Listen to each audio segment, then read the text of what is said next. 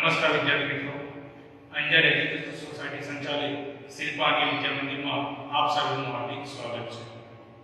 આજે આપણે ધોરણ 7 વિજ્ઞાન અને ટેકનોલોજી વિષયમાં પ્રકરણ નંબર 9 ભૂમિ વિશે અભ્યાસ કરવાનો છે. અહીંયા વિષય લખેલો એટલે તમને સમજ આવી જાય. પ્રકરણ નંબર ભૂમિ. ભૂમિનો બીજો અર્થ આપણે જોઈએ તો જમીન એવો થતો હોય છે. જમીન થી તમે બધા પરિચિત જ છો કે ભૂમિ એ ખૂબ અગત્યનો સ્ત્રોત છે અને પૃથ્વી પરના જીવન નિર્વાહ માટે ભૂમિ અગત્યની છે.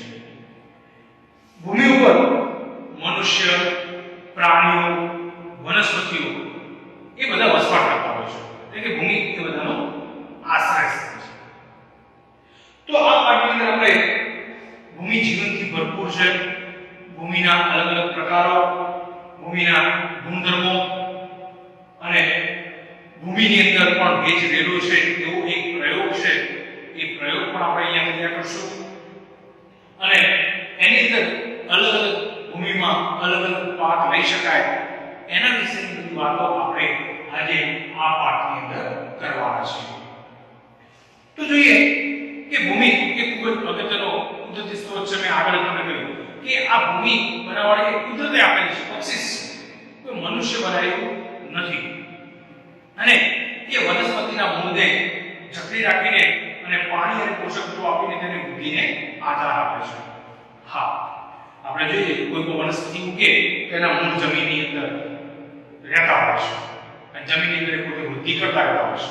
પાણી પણ વરસાદ કોઈ ભૂમિ પર પડે તો પાણીનું શોષણ થઈ રાખતું હોય છે અને જમીનની અંદર અલગ અલગ પોષક તત્વો હોય એ પોષક તત્વો પણ એક છોડને મળી રહેતા હોય છે અને તે ઘણા સજીવોનું ઘર પણ છે અને ભૂમિ ખેતી માટે ખૂબ જ મહત્વની છે. ખેતી, ખોરાક, કપડા, રહેઠાણ એ બધું જ ભૂમિ પૂરું પાડે છે અને આ ભૂમિ આપણા જીવનનું અભિન્ન અંગ કહીએ તો પણ ચાલે અને પહેલા વરસાદ પછીની ભીની માટીની સુગંધ એ આપણને હંમેશા મળી આવે છે. જ્યારે ચોમાસાનો પહેલો વરસાદ પડતો હોય ત્યારે માટી ભીની થાય ત્યારે એની અંદરથી સુગંધ આવતી હોય છે. બરાબર છે? તો એ આ ભૂમિ છે. તો એના પછી આપણે પહેલા ટોપિક લઈએ કે ભૂમિ જીવનથી ભરપૂર. તો એક દિવસ વરસાદમાં પહેલી મુજોએ અળસિયા ને ભૂમિમાંથી બહાર નીકળતા જોયું. અળસિયા તમે 7મા ધોરણમાં ભણી ગયા છો અને આગળ પણ ભણી ગયા છો કે અળસિયા એ ખેડૂતના મિત્રો છે. અળસિયા છે ને એ જમીનને પોચી કરવાનું કાર્ય કરે છે. એટલે અળસિયા કે કોઈ નુકસાન નથી પહોંચાડતા પણ ઉપરથી આપણને મદદરૂપ થાય છે. તો પહેલે આશ્ચર્ય થયું કે અન્ય જીવો પણ ભૂમિમાં હશે. હા, ભૂમિની અંદર કેટલાય પ્રકારના સજીવો વસવાટ કરે છે. બેક્ટેરિયા, વાયરસ અને બધું તમામ લોકો એ ભૂમિની અંદર વસવાટ કરતા જ હોય છે. તો અહીંયા તમને એક પ્રવૃત્તિ આપેલી છે કે કેટલાક માટીના નમૂના લો અને તેઓનું ધ્યાનથી અવલોકન કરો અને તમે બહિર્ગો લેન્સ પણ વાપરી શકો છો અને દરેક નમૂનાનો કાળજીપૂર્વક અભ્યાસ કરો અને માહિતી તમારી જે કોષ્ટકમાં આપેલી છે એ કોષ્ટકની અંદર તમારે લખવાની છે કે પેજ નંબર 96 પર તમને કોષ્ટક આપેલું છે કે બગીચાની માટી. તો એની અંદર વનસ્પતિમાં શું હોય? ઘાસ હોય, બરાબર છે? પછી પ્રાણીની અંદર કીડી હોય, મકોડા હોય અને અન્ય બીજા અવલોકન કે અંદર નાના નાના સૂક્ષ્મ જીવો કે આદિને જોવા મળતા હોય તો એ બધું તમારે એ જે અવલોકનની અંદર કરવાનું છે. બગીચાની માટી, રસ્તાની બાજુની માટી હોય કે જ્યાં બાંધકામ ચાલુ હોય ત્યાં માટી પડેલી હોય, માટીનો ઢગલો હોય એ હોય, બરાબર? તો એ જે તમારે એ બધી માહિતી તમારે એ કોષ્ટકની અંદર લખવાની છે. અને એના પછી છે કે પહેલી જે મને આશ્ચર્ય થયું કે મારા રોડ અને બગીચામાંથી એકત્ર કરેલ ભૂમિના નમૂનામાં પ્લાસ્ટિકના ટુકડા અને પોલિથીનની કોથળીઓ શા માટે જોવા મળી. હા, આ એક અગત્યનો ટોપિક છે કે તમે ઘણી રીતે ભૂમિમાંથી આવી પ્લાસ્ટિકની કોથળીઓ જોવા મળતી હોય છે. મિત્રો, પ્લાસ્ટિકની કોથળી પર આપણી સરકારે પ્રતિબંધ મૂકેલો છે પણ છતાંય અમુક લોકો યુઝ કરતા હોય છે. પણ એ અમુક માઇક્રો કરતા વધુ હોય તો એ તમે યુઝ કરી શકો છો. ઓછા માઇક્રોવાળી પ્લાસ્ટિક કોથળીનો ઉપયોગ કરી શકતા નથી કેમ કે એ છે કે જમીનનું પ્રદૂષણ કરે છે। એને તમે તમારા ઘરની બાજુમાં ખાડો કરીને નાખી દો, તમે થોડા વર્ષો પછી અથવા 20-50 વર્ષ પછી પણ તમે જોશો તો એ કોથળી એવી એવી તમને જોવા મળશે। એટલે હું કહું છું કે પ્લાસ્ટિકની કોથળીનો વપરાશ કરવો નહીં। તમારા ઘરે કાપડમાંથી બનાવેલી કોથળી હોય તો એ જ કોથળી લઈને તમારે બજારમાં શોપિંગ કરવા માટે જવું। તો પોલિથીનની કોથળીઓ અને પ્લાસ્ટિક એ ભૂમિના પ્રદૂષકો છે અને તેઓ ભૂમિમાં રહેતા સજીવોને પણ મારી નાખે છે। આ તમે જુઓ કે પ્લાસ્ટિકની કોથળી ભૂમિની અંદર હોય તો કેટલું નુકસાન થાય છે આપણને, અને તેથી પોલિથીન અને પ્લાસ્ટિકની કોથળીના વપરાશ પર પ્રતિબંધ હોવો જ જોઈએ। અને અન્ય પદાર્થો જે ભૂમિને પ્રદૂષિત કરે છે તે કચરો, રસાયણ, જંતુનાશકો છે અને કચરા અને રસાયણ પર પ્રક્રિયા કર્યા પછી તેને ભૂમિમાં મુક્ત કરવા જોઈએ અને જંતુનાશકોનો ઉપયોગ ઓછામાં ઓછો થવો જોઈએ। તો મારે જાણવું છે કે ખેતીની માટીનો રમકડા બનાવવા માટે ઉપયોગ થઈ શકે કેમ? તો ખેતરની માટીનો રમકડા બનાવવા માટે ઉપયોગ થઈ શકે નહીં, બરાબર છે। એના માટે અલગ બધું સૌથી ભૂમિના અલગ પ્રકાર એની અંદરથી તમે માટીના રમકડા બનાવો તો તમે માટીના રમકડા બનાવી શકો છો। તો બીજું છે કે ભૂમિની રૂપરેખા। ભૂમિની રૂપરેખા એટલે કે અલગ પ્રકારની ભૂમિ હોય એ રૂપરેખા એટલે કે એની અંદર કયા તત્વો પેલા હોય, કયા પદાર્થો હોય, આ એક ગોઠવણી હોય, એના વિશેનો અભ્યાસ તમારે એની અંદર કરવાનો છે। તો તમારે એને પ્રવૃત્તિ આપેલી છે કે થોડીક માટી લો અને માટીના ઢેફાને હાથ વડે તોડીને પાવડર બનાવી નાખવાનો કે માટી ઝીણું સ્વરૂપે, અને એની એક કાચનો ગ્લાસ લેવાનો અને એને 3 ચતુર્થાંશ પાણીથી ભરવાનો છે। જો તમને બતાવ્યું છે તમારા પુસ્તકના પાના નંબર 57 એ પ્રમાણે, અને એમાં મૂકી ભરીને માટી નાખી દેવાની જે પાવડર ફોર્મમાં આવે, અને એને લાકડી પર હલાવો જેથી માટી ઓગળી જાય। અને હવે તેને થોડીવાર કોઈ પણ હલનચલન કર્યા વિના મૂકી રાખો અને ત્યાર પછી તમે એનું અવલોકન કરો અને નીચેના તમને જે પ્રશ્નો આપેલા છે પ્રશ્નો તમારે જવાબ શોધવા માટે પ્રયત્ન કરવાનો છે। કે તમે જુઓ કે તમે ક્લાસની અંદર જોશો તો સૌથી નીચે કાંકરી, એની ઉપર રેતી, એની પર ચીકણી માટી, એની ઉપર પાણી અને એની ઉપર સેન્દ્રિય પદાર્થો જોવા મળશે। સેન્દ્રિય પદાર્થો એટલે કે જે તમને પાંદડા અને હાથ બધું હોય એટલે સેન્દ્રિય પદાર્થો કહેવાય। તમને આગળ થોડું વધુ વિગત જાણવા મળશે। તો એક પ્રશ્નો એને ઉદ્ભવે છે કે શું તમને કાચના ગ્લાસમાં અલગ કદ ધરાવતા ઘટકોના સ્તર જોવા મળે છે? આ સ્તરો દર્શાવતી આકૃતિ તમારે દોરવાની છે અને તેમાં પાણીની સપાટી પર સડી ગયેલા પાંદડા કે પ્રાણી જોવા મળે છે અને ભૂમિમાં રહેલા સડેલા મૃત ઘટકોને સેન્દ્રિય પદાર્થો કહે છે। હા, સેન્દ્રિય પદાર્થો તો શું કે જમીનની અંદર સડેલા અથવા મૃત એટલે કે મરી ગયેલા જે ઘટકો બધા ભેગા મળીને રચના થાય એને સેન્દ્રિય પદાર્થો કહેવાય। તો તમને કદાચ જાણશે કે ભૂમિ એ પાણી, પવન અને વાતાવરણ દ્વારા મોટા પથ્થરો તૂટવાથી બને છે। જમીન આપણે ઘણી વખત જોયું હોય કે મોટા ખડકો હોય, ખડક તૂટતા જાય ત્યારે એ જગ્યા પર થોડા સમય પછી જાઓ તો ત્યાં આખું મેદાન બની ગયું હોય, તો એ ખડક તૂટવાના કારણે ત્યાં પછી મેદાનમાં એ રૂપાંતર થતું હોય છે, એટલે કે ભૂમિમાં રૂપાંતર થાય। અને આ પ્રક્રિયાને અપક્ષય કહે છે। યાદ રાખજો, અપક્ષય એટલે શું? તો ભૂમિ એ પાણી, પવન અને વાતાવરણ દ્વારા મોટા પથ્થરો તૂટવાથી બને એ પ્રક્રિયાને અપક્ષય કહે છે। અને કોઈ પણ ભૂમિનો પ્રકાર એ કયા પ્રકારના પથ્થરમાંથી નિર્માણ પામી છે અને તેના પર ઉગતી વનસ્પતિઓ ઉપર આધાર રાખતી હોય છે, બરાબર? આપણે કોઈ પર્વત હોય કે પર્વત તૂટે એને બંધારણની અંદર મૂળ તો એ પર્વત જ છે જમીનની અંદર, બરાબર? એ પર્વતમાંથી જમીનનું નિર્માણ થયેલું છે। તો એ જમીન કેવા પ્રકારની છે તો એ પથ્થરના એક ખડક કેવા પ્રકારમાંથી તૂટ્યો તો એના આધારે એ નક્કી થાય કે આ જમીન આવી હશે, બરાબર? આપણે અહીંયા કચ્છની જમીન જોઈએ, આ બાજુ ખેડાની બાજુ જોઈએ, ચરોતર પ્રદેશની જમીન જોઈએ, ઉત્તર ગુજરાતની જોઈએ, તો બધી જમીનો અલગ છે, બરાબર? એ એના બંધારણને આધીન હોય। તો ભૂમિનો લંબરૂપ છેદ જોતા તેના વિવિધ સ્તરો જોઈ શકાય, એને ભૂમિની રૂપરેખા કહે છે। અને દરેક સ્તર તેના રચના, રંગ, ઊંડાઈ અને રાસાયણિક બંધારણમાં ભિન્નતા દર્શાવે છે અને આ સ્તરો એક ક્ષિતિજ તરીકે વર્ણવાય છે। તમે જો પાછળની આકૃતિ આપેલી છે કે ઉપરનું A સ્તર, B સ્તર, C સ્તર અને D સ્તર, અને D સ્તર એટલે કે આધાર ખડક આવી જાય છે। 3 સ્તરો છે, પછી નીચે આધાર ખડક હોય, બરાબર? તો આપણે સામાન્ય રીતે ભૂમિના ઉપરના સ્તરો જોઈએ છીએ અને તેની નીચેના સ્તરો જોતા નથી, કેમ કે આપણે મુખ્યત્વે ખેતી માટે ભૂમિનો જમીન ઉપયોગ નીચે વસવા માટે આપે તો મેક્સિમમ મકાન બનાવવું હોય તો આપણે 3 ફૂટ કે 5 ફૂટ સુધી પાયા પૂરીએ, બરાબર. એના પછી આપણે નીચે જતા હોતા નથી. જમીનની અંદર મેક્સિમમ 1.5 કે 2 ફૂટ સુધી જઈએ પછી એટલી વિશેષ આપણે જતા નથી. એટલે આપણે ભૂમિની ઉપર ઓલવેઝ ઉપરના સ્તરની જ વાત કરતા હોઈએ છીએ. તો આપણે નીચે જઈએ એમ કેવો સ્તર જોવા મળે કે અલગ અલગ સ્તર જોવા મળે એ આપણે ક્યારેય જોતા હોતા નથી. અને જો આપણે તાજેતરમાં ખોદેલો ખાડો જોઈએ તો આપણે ભૂમિના અંદરના સ્તરો પણ જોઈ શકીએ છીએ. અને આવો દેખાવ એ આપણે ભૂમિના જુદા જુદા સ્તરો વિશે માહિતગાર કરાવે છે. અને આપણે ભૂમિની રૂપરેખા કૂવો તમારી આજુબાજુ બનતો હોય કૂવો ખોદતો હોય એ તમને બધી જોવા મળે કે અથવા મકાનના પાયા નાખતા હોય ત્યારે જોઈ શકીએ છીએ. અને આપણે પહાડી રસ્તાઓ કે ઢાળવાળા નદી કિનારે પણ જોઈ શકાય છે. અને તમે ઉત્તર ભારતની વાત કરીએ તો ઉત્તર ભારત તમે જાઓ તો મોટા ડુંગર પ્રદેશો છે. તે એની આ બાજુમાં તમે જતા હોય તો ડુંગર પ્રદેશોની તમે એ પણ જોવા મળશે, નીચે ખાઈ હશે, બાજુમાં નદી વહેતી હશે, એવા કેટલાય અવનવા દ્રશ્યો તમને ત્યાં જોવા મળતા હશે.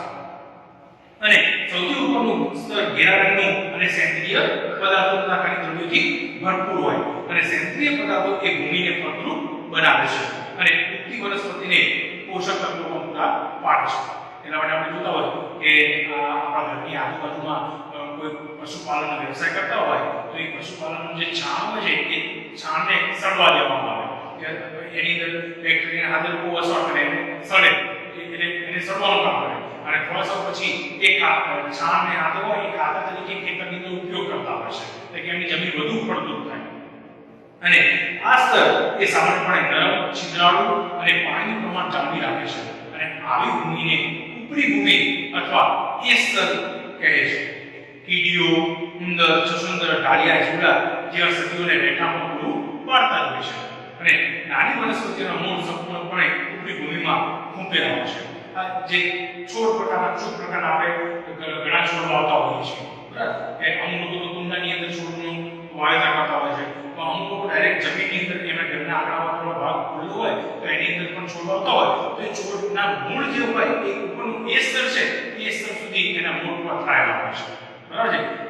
માની લે કે તમારા ગામની અંદર કે તમારા સોસાયટીમાં કોઈ વર્ષો સુધી ઉગેલું કોઈ લીમડો કે ઝાડ હોય તો એના મૂળ એ ધીરે ધીરે પ્રસરેલા હોય છે.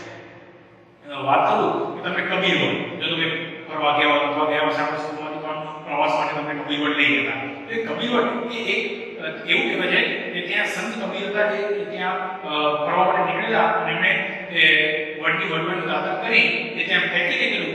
એની અંદરથી આજે આખો મોટો કબીર વડ એકમાંથી 2, એમાંથી 4 અને 5 એ મોટા મોટા ઝાડ બની ગયા છે, બરાબર. અને એની આજુબાજુ પાણી નર્મદા નદી વહે છે. નર્મદા નદીની વચ્ચે તટ પ્રદેશ છે કે આ કબીર વડ આવેલો છે, બરાબર. અથવા તમે ના જોવો તો ફરવા માટે જશો તો તમને ત્યાં મજા આવશે, એવું પ્લેસ છે. તો એ પણ એવું છે કે ધીરે ધીરે એમાંથી એના મૂળ વધતા ગયા એકમાંથી 2 ઝાડ બને, એમાંથી 4 અને 8 વિશાળ વડ તૈયાર થઈ ગયો છે. તો એના પછી સ્તરમાં સેન્દ્રીય પદાર્થો ઓછી માત્રામાં પરંતુ ખનિજ દ્રવ્યો વધુ હોય અને આ સ્તર સામાન્ય સખત અને સઘન હોય છે જેને બી સ્તર અથવા મધ્ય સ્તર કહે છે. અને એના પછી ત્રીજું સ્તર એ સી સ્તર હોય જે ફાટા તથા તિરાડો ધરાવતા નાના ખડકોના ટુકડાઓ બનેલું હોય અને આ સ્તર એ નીચે આધાર ખડક આવેલો હોય, બરાબર, જે ખૂબ જ સખત હોવાથી કોદાળી વડે ખોદવું અઘરું છે, બહુ સખત. તેમ એક એઝ તમે કહ્યું કે ઈંટોનો આપણે કેવા દિવાલ ચણતા હોય છે ઈંટો જોડાયેલી એવા પ્રકારના નીચે પણ ખડકો એ જોડાયેલા હોય અને આધાર ખડક કહેવાય. તો આની આકૃતિ તમને તમારા પુસ્તકના પાના નંબર 98 પર આપેલી છે કે સૌથી નીચે આધાર ખડક, એની ઉપર સી સ્તર, એની ઉપર બી સ્તર અને એની ઉપર એ સ્તર, એ પ્રમાણે અલગ અલગ સ્તરની અંદર એક ગોઠવણી થયેલી હોય છે. એના પછી વાત કરીએ તો ભૂમિના પ્રકાર કે ભૂમિ પણ અલગ અલગ પ્રકારની મેં તમને કહ્યું કે આપણા કચ્છની ભૂમિ અલગ છે, ચૌદ પ્રદેશની અલગ છે, ઉત્તર ગુજરાતની અલગ છે, સૌરાષ્ટ્રની અલગ છે. એમ આ તો આપણે ગુજરાતની વાત થઈ એ ઓલ ઇન્ડિયામાં ઘણા બધા રાજ્યો છે એ પ્રમાણે રાજ્યો પ્રમાણે પણ ભૂમિ અલગ અલગ જોવા મળતી હોય છે. મુખ્યત્વે 3 પ્રકારની ભૂમિના પ્રકારો છે એ નેત્રા ભૂમિ, ચીકણી ભૂમિ અને ગોરાડુ ભૂમિ. આ 3 એના મુખ્ય પ્રકાર છે. જોઈએ આપણે તો તમે જાણો છો કે પથ્થરનો અપક્ષય કે નાના નાના ઘટકો અને વિવિધ પદાર્થોનું નિર્માણ કરે છે. અને જેમાં રેતી અને ચીની માટીનો સમાવેશ થાય છે. અને રેતી અને ચીની માટીની માત્રા તેઓ કયા પથ્થરમાંથી ઉત્પન્ન થયા છે તેના ઉપર આધારિત છે, જેને પિતૃ પથ્થર કહે છે. નાનો પથ્થર પિતૃ પેઢી એ પ્રમાણે પિતૃ પથ્થર. અને પથ્થરના ઘટકો અને સેન્દ્રીય પદાર્થોના મિશ્રણને ભૂમિ કહેવામાં આવે. કેમ કે આપણે જ્યારે ભૂમિ ખોદતા બનતું હોય એટલે કે માટીના જોડે નાના નાના પાણા પણ આપણને જોવા મળતા હોય છે, બરાબર? એ પથ્થરના ઘટકો છે, બરાબર? એ બધું ભેગું મળે ત્યારે આ ભૂમિની રચના થતી હોય છે. અને આપણે તો અહીંયા મોટા ભાગે તમે જુઓ કચ્છની અંદર કે માટીનું ખોદકામ ચાલુ થાય એ તરત નીચેથી પાણા નીકળવા ચાલુ થઈ જતા હોય છે. કેમ કે આમ તો આપણો પ્રદેશ ડુંગરાળ પ્રદેશ તરીકે વખણાય છે.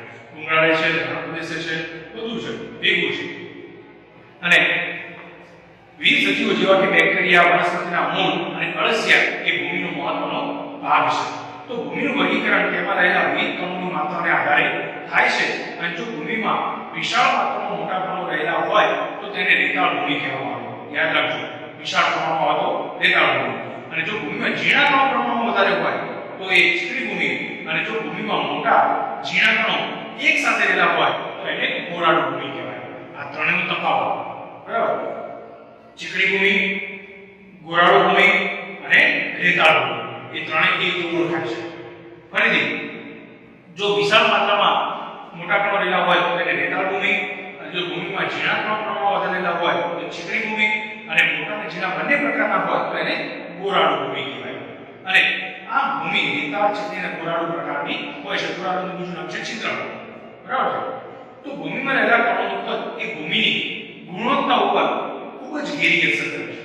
અને રેતીના કણો ખૂબ જ મોટા હોય અને તેઓ એકબીજા સાથે ગાઢ રીતે જોડાયેલા હોતા નથી. અને તેથી તેમની વચ્ચે ખૂબ જ અવકાશ જોવા મળે છે, જગ્યા હોય. અને આ અવકાશમાં હવા ભરાય અને આપણે કહીએ છીએ કે એ રેતી એ વાયુ મિશ્રિત હોય છે, બરાબર? તમને કે વાયુ મિશ્રિત કેવી? એની તો વાયુ એટલે હવા નથી છે. હા, એ એટલે તો એને વાયુ મિશ્રિત કહેવાય. અને પાણી ખૂબ જ સરળતાથી રેતીના કણો વચ્ચેથી નીચે આવે છે. અને આથી રેતાળ ભૂમિ હલકી, છિદ્રાળુ અને સૂકી હોય છે, બરાબર? રેતાળ ભૂમિની વાત છે. અને ચીકણી ભૂમિમાં માટીના કણો ખૂબ જ નાના, એકબીજાથી ચુસ્ત જોડાયેલા અને હવા માટે ખૂબ જ ઓછો અવકાશ છોડે છે.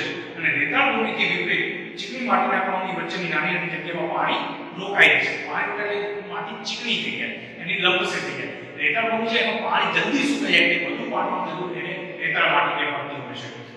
એનો વાત કરું કે ઉત્તર ગુજરાતની જે ભૂમિ છે એ રેતાળ ભૂમિ છે, મોટા ભાગની, કે ત્યાં પાણી બધું શોષાઈ જાય છે. એટલા માટે તમે જુઓ એ બાજુમાં સરસ્વતી નદી છે, સરસ્વતી નદીનું પાણી પણ સુકાઈ જાય છે, તે બારે પાસે રહેતું નથી. અને તેથી ચીકણી માટીમાં ખૂબ જ ઓછી હવા હોય પરંતુ તે વજનમાં ભારે હોય છે. અને કારણ કે તેઓ રેતાળ ભૂમિ કરતાં વધુ પ્રમાણમાં પાણી રોકી નાખે છે, એટલે પાણી રોકી નાખે એના માટે એ પાણી છે એ સંગ્રહ થઈ રહે. એટલે રેતાળ ભૂમિમાં પાણી બધું નીકળી જાય, શોષી નાખે. એટલા માટે એ રેતાળ ભૂમિને પાણીની વધુ જરૂરિયાત હોય છે. તો વનસ્પતિની વૃદ્ધિ માટે ગોરાડુ ભૂમિ પણ એ સૌથી શ્રેષ્ઠ ભૂમિ છે. અને ગોરાડુ ભૂમિ એ રેતી, માટી અને અન્ય પ્રકારના ભૂમિના કણની બનેલી હોય છે, જેને કાપ કહે છે. કાપાળ જમીન નથી ને, ફળદ્રુપ જમીન એ ગોરાડુ ભૂમિ, બરાબર છે? તો નદીના કાંઠા પર કાપ એકત્ર થાય છે અને કાપના કણનું કદ રેતી અને માટીના કણના કદની વચ્ચેનું હોય છે. અને ગોરાડુ ભૂમિમાં પણ કણ જોવા મળે છે. અને આ ભૂમિ એ વનસ્પતિની વૃદ્ધિ માટે યોગ્ય જળધારક ક્ષમતા ધરાવે છે. એટલે કે ત્રણેયની અંદર સૌથી વધુ સારી જમીન હોય તો એ ગોરાડુ ભૂમિ છે. હવે જે બારમાસ નદીઓ છે એની બાજુનો જે તટ પ્રદેશ છે ને ત્યાં તમને ગોરાડુ ભૂમિ જોવા મળશે. તો એના પછી તમને પ્રવૃત્તિ આપેલી છે કે તમારે એમાંથી તમે આગળ જોઈ ગયા કે સામાજિક તમે કઈ માટીમાંથી કયા પ્રકારના વાસણો બનાવી શકો, કે ચીકણી માટીમાંથી તમે જે રમકડા બનાવો છો રમકડા બનાવી શકો. તો એના માટે એક પ્રવૃત્તિ આપેલી છે કે માટીવાળી, ગોરાડુ અને રેતાળ ભૂમિના નમૂના એકઠા કરવાના છે. અને આ નમૂનામાંથી એકાદ પ્રકારની ભૂમિ મુઠ્ઠી ભરીને લેવાની છે. અને તેમાંથી પથ્થર, કાંકરા કે ઘાસ કે વગેરે જે હોય એ નકામું બધું દૂર કરી નાખવાનું. અને હવે તેમાં ટીપું ટીપું પાણી નાખીને એને ગૂંથવાનું, એટલે એને ચોળવાની. અને એટલા પ્રમાણમાં પાણી નાખો કે જેથી માટીનો દડો બનાવી શકાય. જે આપણે ક્રિકેટ રમવા માટે દડાનો ઉપયોગ કરીએ છીએ એ પ્રમાણે આપણે ગોળ બોલ બનાવવો જોઈએ. અને પણ તેની સાથે ચીકણો ન હોવો જોઈએ, બધું ચીકણું ન થઈ જવું જોઈએ. અને ભૂમિમાં દળો બનાવવાનો પ્રયત્ન કરો અને સીધી સપાટી પર દડાને નળાકારની જેમ વણો. નળાકારને આપણે જે હોય ને પાણી નાખી કેવી ગોળાકાર નળાકાર હોય છે એ પ્રકારે એને વણવાની શરૂઆત કરવાની.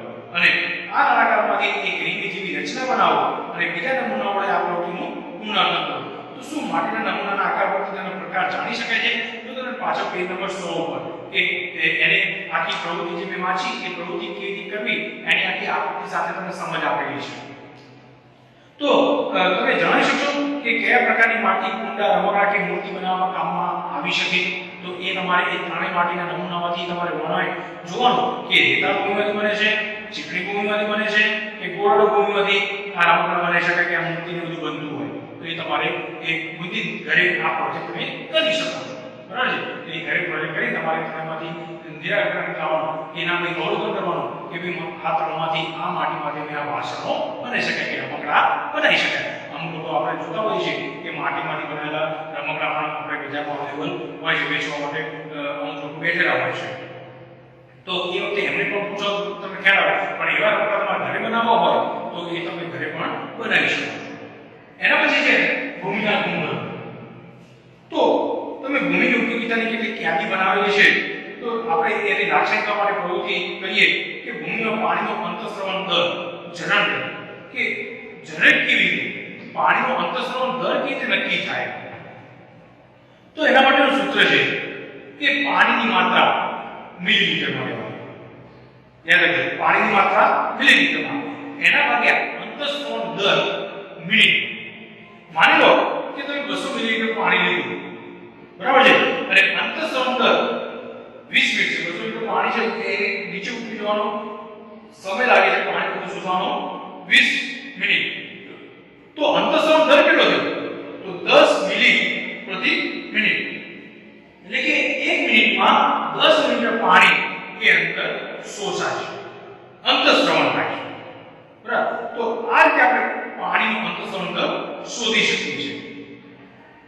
તો તમે અલગ અલગ અંતઃસ્રવણ દરનું માપન કરવું હોય તો અહીંયા એક પ્રવૃત્તિ પણ આપેલી છે કે એ પ્રવૃત્તિ પણ તમે કરવી હોય તો તમારા ઘરે તમે કરી શકો છો અને એના વડે પણ તમે તમારા અંતઃસ્રવણ દર શોધી શકો છો. આ તમે 200 મિલીલીટર લીધું, પણ તમે 1000 મિલીલીટર લો કે 5 લીટર લો, 10 લીટર લો, જેટલું પાણી લેવું હોય લઈ શકો અને એ પ્રમાણે તમે તમારા જે મકાન છે, મકાનની અગાસી પર જે જમીન છે, જમીનનો અંતઃસ્રવણ દર કેટલો છે એ તમે શોધવું હોય તો પણ તમે શોધી શકો છો. અથવા તમારા વાડી હોય, વાડીની અંદર તમે પાણી કેટલું આપવું છે અને એના આધારે પાણી શોષાનો દર કેટલો છે એ પણ તમારા અંતઃસ્રવણ દર શોધવું હોય તો એના વડે પણ તમે એ શોધી શકો.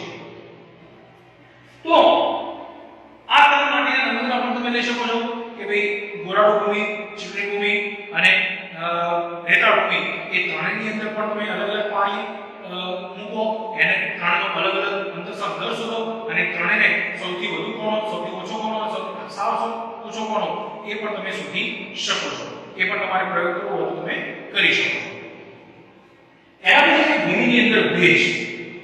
તો આપણે જોઈ ગયા કે જમીનની અંદર પણ ભેજ રહેલો છે. તમે આગળના ધોરણમાં ભણી ગયા છો, બરાબર? અહીંયા તમારે પ્રયોગ પણ આપેલો છે કે ભૂમિમાં ભેજ રહેલો છે એ દર્શાવવું એમ. એના માટે છે તમારે એક માટીનો નમૂનો લેવાનો, કસ્ટરની અંદર માટીને મૂકવાની છે. પછી એને બર્નર ઉપર એને તમારે ગરમ કરવાનું છે. તમે એને જ્યારે ગરમ કરશો થોડા સમય પછી તમે ત્યાં જોવા જશો તો એની ઉપર તમને ટીપા બાજેલા જોવા મળશે. તમે અંદર જે પાણી નાખ્યું હતું પછી ટીપા શાના છે? તો એ જમીનની અંદર જ્યારે માટીના કણો જે હોય છે એ અંદર જે પાણી રેલું હોય છે એ પાણી જ્યારે ગરમ થાય છે ત્યારે ટીપા સ્વરૂપે ઉપર ચડે છે અને એ ક્રસ્ટરની આજુબાજુ એ ટીપા સ્વરૂપે ભાજે છે. તો એ ટીપા એનો મતલબ એ છે કે જમીનની અંદર પણ આપણે ભૂમિમાં પણ ભેજ રહેલો જોવા મળતો હોય છે. તમે જુઓ કે ક્યારેક ખોદકામ થતું હોય તો ઉપર તમને માટી સૂકી હશે પણ જેની અંદર ખોદકામ થતું હોય માટી ભીની તમને જોવા મળશે. બરાબર? એ તમને શું કે ભીની માટી કેમ છે? તો એનો મતલબ એ થાય કે એની અંદર પણ પાણી રહેલું છે જમીનની અંદર. બરાબર છે? તો આ રીતે આપણે નક્કી કરી શકીએ કે ભૂમિની અંદર પણ ભેજનું પ્રમાણ રહેલું છે. તો એના પછી છે કે ભૂમિ દ્વારા પાણીનું શોષણ. કે આપણે જોઈએ કે પાણી તો રહેલું છે પણ એ પાણી ભૂમિ જમીન કેવી રીતે શોષણ શોષણ કરે છે. તો એના માટે પ્રવૃત્તિ આપેલી છે કે પ્લાસ્ટિકની ગાણી લેવાની છે અને એક ગાળ પાત્ર જો સમાચાર પત્રનો ટુકડો લો અને એને વાળીને આકૃતિમાં તમે જુઓ તમને બતાવ્યું છે એ પ્રમાણે તમારે રાખવાનું છે. ગાળણ પાત્ર જેવું બનાવવાનું છે. એ પેજ નંબર 102 ઉપર આપેલું છે. અને 50 ગ્રામ પૂરી પાવડરવાળી ભૂમિ લઈ તેને ફનેલ ગાડીની અંદર નાખવાની છે અને અંકિત નળાકારની મદદથી નિશ્ચિત માત્રામાં પાણી લઈ એને ટીપે ટીપે ભૂમિ ઉપર નાખવાનું છે. અને તમે આ હેતુ માટે ડ્રોપરનો વપરાશ કરી શકો. અને વધુ જ પાણી એક જ સ્થાન ઉપર ન પડવા દો, બધી ભૂમિ પર પાણી રેડો અને જ્યાં સુધી પાણી ટપકવાનું શરૂ ન થાય ત્યાં સુધી પાણી રેડો અને અંકિત નળાકારમાં વધેલું પાણી એ મૂળ લીધેલી પાણીની માત્રામાંથી બાદ કરો અને આટલું પાણી એ ભૂમિ દ્વારા શોષણ પામ્યું અને એની તમારે નોંધપોથીની અંદર એ પરિણામ તમારે નોંધવાનું છે. પણ જો આ શોષાયેલું પાણીના ટકા શોધવા હોય તો u - v ભાગ્યા 50 ગુણ્યા 100. હવે u એટલે શું? તો અંકિત નળાકારની અંદર તમે શરૂઆતમાં લીધેલું પાણીનું કદ છે u બરાબર, પછી v બરાબર અંકિત નળાકારમાં બાકી રહેલા પાણીનું કદ એ બાકીનું શોષાઈ ગયું. તો એના પર તમને શોષાયેલા પાણીના ટકાવારી તમને મળી જશે. તો આ તમને આપણે નક્કી કરી શકીએ કે ભૂમિમાં પાણી કેવી રીતે શોષણ પામે છે. એસે તમને કીધું કે પાણી આપણે અહીંયા નાખીએ તો થોડા સમય પછી એ પાણી છે એ જમીન પર ફેલાઈ જાય છે અને એ પાણી ધીરે ધીરે નીચે શોષણ પામતું હોય છે. એમ કે આપણે ટપકું રેડીએ ને જેમ માની લો કે બીકરની અંદર આપણે ટપકું નાખ્યું, બીજું ટપકું નાખ્યું, ત્રીજું ટપકું નાખ્યું, એમ પાણી સબ ઉપર આવતું જાય. બરાબર? એમ આની અંદર શું જમીનની અંદર એ પાણીને બધું શોષણ થતું જાય. બરાબર? તો એટલા માટે તો શું આ લોકો બોર બનાવતા હશે તો જમીનમાંથી પાણી બહાર નીકળે. એ પાણી આવે છે ક્યાંથી? તો એ પાણી આ જમીને શોષેલું બધું વરસાદનું પાણી આને બધું આવેલું હોય એ બધું પાણીનું શોષણ થયેલું હોય અને એ પાણી નીચે જમા થયેલું હોય એમાંથી બોર મારફતે આપણે પાણી બહાર નીકાળી શકતા હોઈએ છીએ. તો ભૂમિ એ બહુ અગત્યની છે કે આપણને પાણી, રહેઠાણ, વનસ્પતિઓ બધું આશ્રય સ્થાન છે. તો એના પછી આપણે જોઈએ છેલ્લો ટોપિક ભૂમિ અને પાક. હવે તો આપણે મનુષ્યની ખાસિયત છે કે રોટી, કપાસ અને મકાન જીવન જીવવા માટેની આટલી વસ્તુ જોઈએ. બરાબર? તો એ જમીન પર આપણે પાક પણ લેતા હોય છે. ખેડૂત આપણો ભારત દેશ એ કૃષિ પ્રધાન દેશ છે. તો પાક લોકો મોટાભાગે ખેતીનો વ્યવસાય કરતા હોય છે એટલે લોકો પાક પણ લેતા હોય છે. તો અલગ અલગ ભૂમિમાં અલગ અલગ પ્રકારના પાક લેવાતા હોય છે. તો અહીંયા જોઈએ કે ભારતના જુદા જુદા ભાગોમાં જુદા જુદા પ્રકારની ભૂમિ જોવા મળે છે. તમને આગળ જ કહ્યું કે અલગ અલગ ભાગમાં અલગ અલગ ભૂમિ રહેલી છે. તો કેટલાક ભાગમાં ચીકણી માટીવાળી ભૂમિ, કેટલાક ભાગમાં ગોરાડુ ભૂમિ, કેટલાક ભાગમાં રેતાળ ભૂમિ છે. અને ભૂમિ પર પવન, વરસાદ, તાપમાન, પ્રકાશ અને ભેજની પણ અસર જોવા મળે છે. અને આ કેટલાક મહત્વના પર્યાવરણીય પરિબળો છે જે ભૂમિના ગુણધર્મો અને બંધારણમાં ફેરફાર લાવે છે. તો પર્યાવરણીય પરિબળો અને સાથે સાથે ભૂમિના ઘટકો તે પ્રદેશની વનસ્પતિઓને પાક ઉગશે તે નક્કી કરે છે. એ તમે જુઓ અલગ અલગ આપણે બિયારણ મળતા હોય છે પણ એ બિયારણ પ્રમાણે લોકો ખેતી નથી કરતા કે અમુક એ કહે કે આ બિયારણ અમારા ખેતરમાં નથી સારા પ્રમાણમાં પાક નથી ઉગાડતું. બરાબર? અમુક એ કહે ના ભાઈ અમારા ખેતરમાં સારો પાક ઉગાડે છે. તો એ એના માટે શું કે ત્યાંનો પ્રકાશ, બરાબર છે, વાતાવરણ, વરસાદ એના ઉપર પણ એનો આધાર રહેતો હોય છે. પરિણામે અલગ અલગ જગ્યાએ અલગ અલગ પ્રકારના બિયારણ એ લોકો વાવતા હોય છે. તો ચીકણી અને ગોરાડુ બંને પ્રકારની ભૂમિ એ ઘઉં અને ચણા જેવા ધાન્ય માટે યોગ્ય છે. યાદ રાખજો, ચીકણી અને ગોરાડુ ભૂમિ ઘઉં અને ચણા જેવા ધાન્ય માટે. અને આ પ્રકારની ભૂમિ એ પાણીને જકડી રાખે છે અને ચોખા જેવા પાક માટે ભૂમિ ચીકણી અથવા કાર્બનિક પદાર્થો અને ઊંચી જલ ધારક ક્ષમતા વાળી વાવી જોઈએ. બરાબર? ડાંગરના તમે પાક ચોખા છે ડાંગર, બરાબર, ડાંગરના પાકને વધુ પાણી જોઈએ એટલે પાણીનો ભરાવ કરી રાખેલું તો એ ચીકણી ભૂમિ હોય તો એ ચીકણી ભૂમિની જલ ધારક ક્ષમતા ઊંચી હોય એટલે પરિણામે એવા અંદર ચોખાને આથી પાક સારો પ્રમાણમાં થાય. અને મસૂર અને કઠોળ માટે ગોરાડુ ભૂમિ જેમાં સરળતાથી અંતરસંબંધ થાય છે તે જરૂર છે. અને કપાસ માટે રેતાળ અથવા ગોરાડુ જે સરળતાથી અંતરસંબંધ થવા દે અને વધુ પ્રમાણમાં હવા ધરાવે તે વધુ યોગ્ય છે. અને ઘઉં જેવા પાકને ચીકણી માટીમાં ઉગાડવામાં આવે છે. અને કારણ કે તેઓ સેન્દ્રિય પદાર્થોથી ભરપૂર હોય અને ફળદ્રુપ હોય છે અને તમારા શિક્ષકો, માતા-પિતા અને ખેડૂત મિત્રો પાસેથી ભૂમિના પ્રકાર અને તેમાં ઉગાડી શકતા અન્ય પાકો વિશે માહિતી મેળવવાની છે. તો કયા પ્રકારે ભૂમિ ચોખા ઉગાડવા માટે શું યોગ્ય છે એ તમે આગળ જોઈએ ને કે ચોખા ઉગાડવા માટે કયા પ્રકારની ભૂમિ યોગ્ય છે કે ચીકણી ભૂમિ, બરાબર છે, એ ચોખા માટે સારી છે. અને વધારે અંતરસંગ દર્શાવતી અને ઓછું અંતરસંગ દર્શાવતી તો જેની અંદર ઓછું અંતરસંગ હોય બરાબર છે ઊંચી દરદાની ક્ષમતા હોય તો એવા પ્રકારની ભૂમિની અંદર સારા પ્રમાણમાં ચોખા એ સારા પ્રમાણમાં થતા હોય છે. તો એક સારો એવો પાઠ આપણે ભણી ગયા કે ભૂમિ કે જે તમે આગળ લગભગ પર્યાવરણ વિષયથી ભણતા આવ્યા છો અને એ વખતે તમે આગળ પ્રયોગ પણ કરેલા છે કે અલગ અલગ ભૂમિ હોય તો એ કેવી દેખાય છે અને પાણીની અંદર એને ઓગાળો ત્યારે એનું દ્રાવણ કેવું થતું હોય છે, કઈ ભૂમિ ચીકણી હોય કઈ સારી સારા પ્રમાણમાં પાક થાય છે એ પણ આપણે જોઈ ગયા અને પાણીનું શોષણ કેવી રીતે થાય છે ભૂમિની અંદર એ પણ આજે આપણે આ પાઠની અંદર જોઈ ગયા છીએ. તો આ પાઠ વિશેની વર્કશીટ જે તમારું ગૃહ કાર્ય હોય છે એ ગૃહ કાર્ય હું તમને મોબાઈલ એપ મારફતે અને આપણા વોટ્સએપ ગ્રુપ મારફતે તમને મોકલીશું. તમે એનું સારા અક્ષરે વિજ્ઞાનને વર્ગની અંદર લેખન કાર્ય કરજો અને જોડે જોડે મિત્રો આપણે અહીંયા પ્રથમ સેમિસ્ટરનો અભ્યાસક્રમ પૂર્ણ થાય છે તો જોડે જોડે વાંચવાનું પણ વાંચન ચાલુ કરજો કે પરીક્ષા આવે તો પરીક્ષાની અંદર આપણે સારા એવા પ્રમાણમાં ત્યાં આપણે પ્રશ્નો લખી શકીએ, યાદ રાખી શકીએ અને આપણે એનું વર્ણન પેપરની અંદર કરી શકીએ તો આપણે સારા એવા પ્રમાણમાં ગુણ લાવી શકીએ. બરાબર છે. તો ચલો હું તમારી હવે વિદાય લઉં છું અને આજે આપણે આ પ્રથમ સેમિસ્ટરના 9 પાઠ એ આપણે અહીંયા પૂર્ણ કરીએ છીએ. અસ્તુ.